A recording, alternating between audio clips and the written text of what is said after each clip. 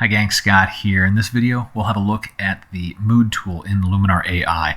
This tool adds a LUT to your photos and does color grading. And I'll explain what a LUT is, what the tool does under the hood, and then we'll look at the controls and a couple of examples of how you can use it to modify the mood of your photo.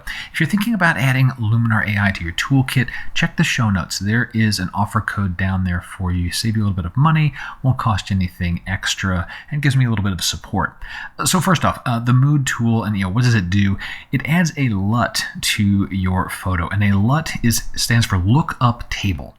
A really uninspired name, but it is accurate. And to understand what a LUT does, let's just take a moment and I'll explain kind of what happens under the hood.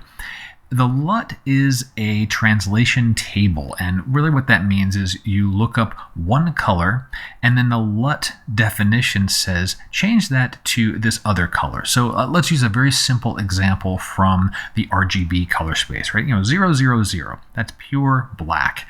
Let's say we wanted to, instead of pure black, have that to be a charcoal gray, something, a low gray tone, so not pure black. Well, the LUT table, the lookup table, would say, here's black, I want you to replace it with this charcoal gray color. And then every pixel that was pure black in your photo gets replaced with this charcoal gray. Now imagine doing that for every color tone in your photo. And even with just RGB, it's already a lot of colors, but these things can get to be thousands upon thousands of different color mappings. You don't have control over what's in the LUT file. The LUT, the table, the change of colors, that's just pre-packaged for you. But you do have some controls over how strong it's applied and some contrast and saturation. And that's where the mood tool comes in. It lets you load in one of these LUT files or use one that's built into Luminar AI and do color grading, change the mood of your photo. So with that introduction, let's have a look at the mood tool itself. The mood tool is in the creative group. Let me open this up here. And the controls are very simple, right? We have choose a LUT, we have an amount, contrast, and saturation. Now I'll pop open this list here, and you can see there's a healthy list of built-in LUTs that are in Luminar AI.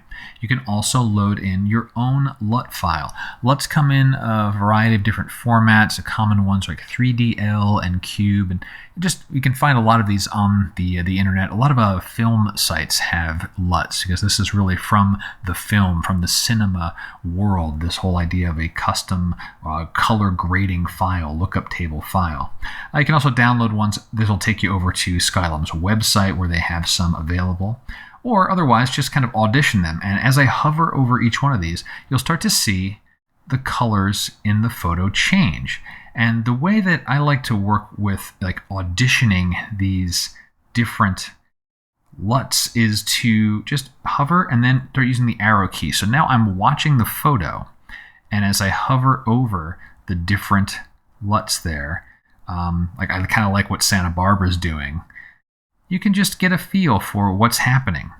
Now, something I want to point out about the controls here. Let me choose this first one, this Anaheim here, for just a moment. By default, the LUT is only applied at 30%. This is our main control. No change in color at all, a complete and total change in color. And we can really see, when you crank this up to 100, now you start to see, well, what is this LUT really doing?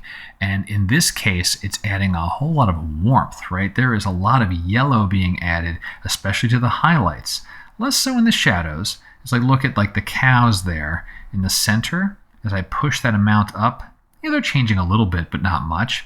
But compared to the washed out gray and the sky or the roof of that barn, that's really taking on a warm cast.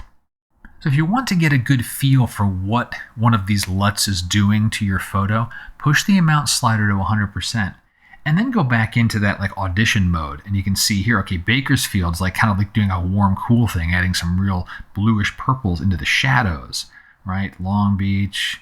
I got to check out San Diego, and that's a lot of purple in that one. Santa Barbara looks more like a lot more contrast than necessarily color shift. But that's how you work with this. And I have to admit, I'm kind of partial to the ones where things get a little more washed out, like I like Genius. There's this interestingly spelled Kodak chrome here. There's one more down at the bottom, tritone. I really like that one.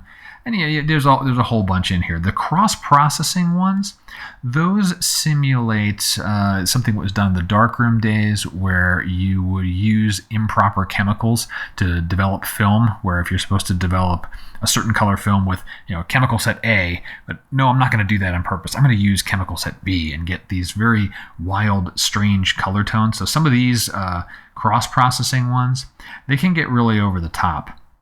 And then there are a few more down at the bottom that they say portrait toning, so they're commonly used with portraits, but they really just do a color mapping, right? That LUT table. So they're worth looking at no matter what type of photo you have. All right, so let me go back up to that one I said looked pretty cool here, Santa Barbara, and I'll double click on amount to bring that back to normal amount there.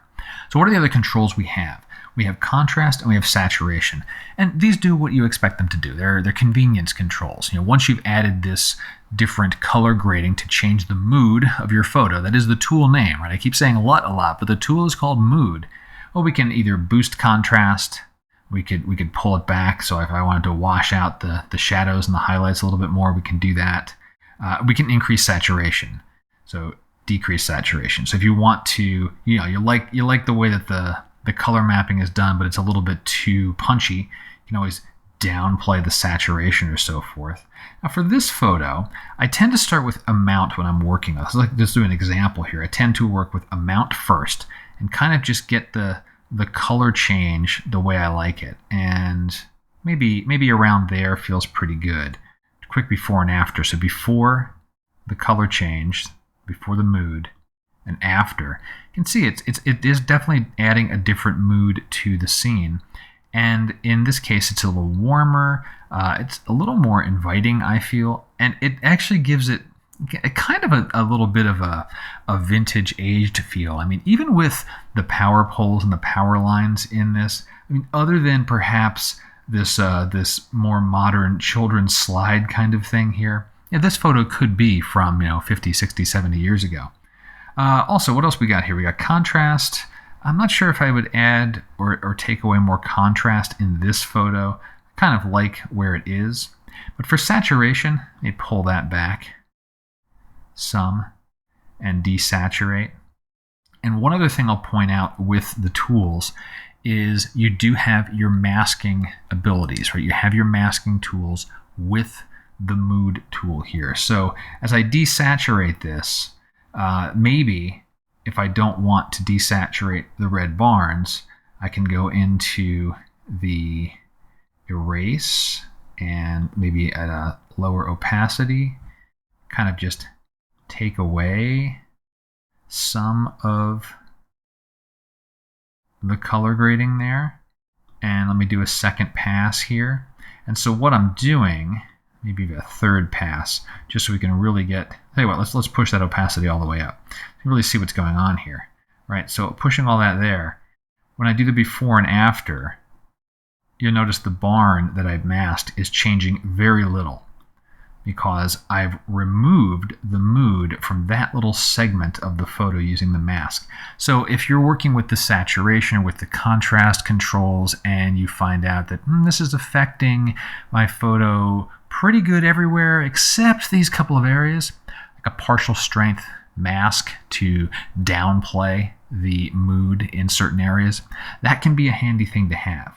I will leave that back to where it was. We'll fill the whole thing so we have that applied everywhere. And I think I'll call this photo finished.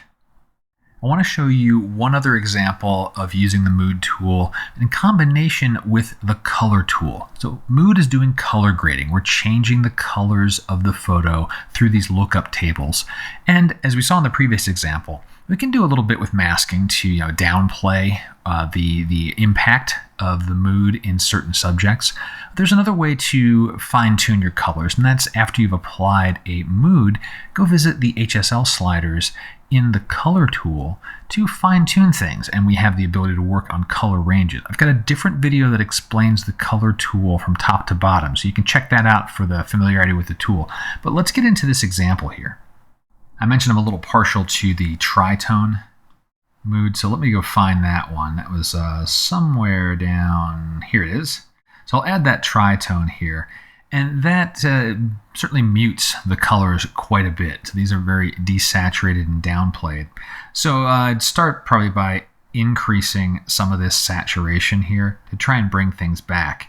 But even pushing it really far, right? The saturation slider doesn't have too much of an impact with this tritone LUT. It's like, well, I really want that yellow buoy there to come forward more. How can I do that? Well, I could do masking, or I can go up to my color tool in the Essentials group.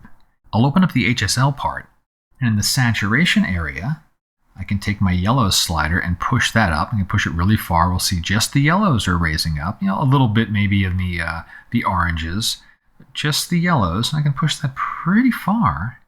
And while I'm here, let me visit the luminance area and tug down on the blues. So those blue buoys there and the sides there, I can make those darker. It's a little bit too dark, maybe around there. And now, before that color change, this is just our mood, our LUT, and after, using the two tools together to really control the color palette of the photo. It's quite powerful and pretty straightforward. I didn't have to reach for the masking. I can leverage the color ranges that are in the color tool in conjunction with the LUT from the mood tool. So that is ultimately the mood tool, right? It does color grading. You can pick any one of the built-in LUTs that are there. You can load in your own if you have any that are your favorite ones. They're generally translatable across multiple programs. So if you've got LUTs from a different photo package, you can load those into Luminar AI, and vice versa. If you've bought some for Luminar, find those LUT files, you can load them into other tools as well. Hope you found the video useful. You got questions? Go ahead and drop them below. And until next time, my name's Scott Davenport. Have fun.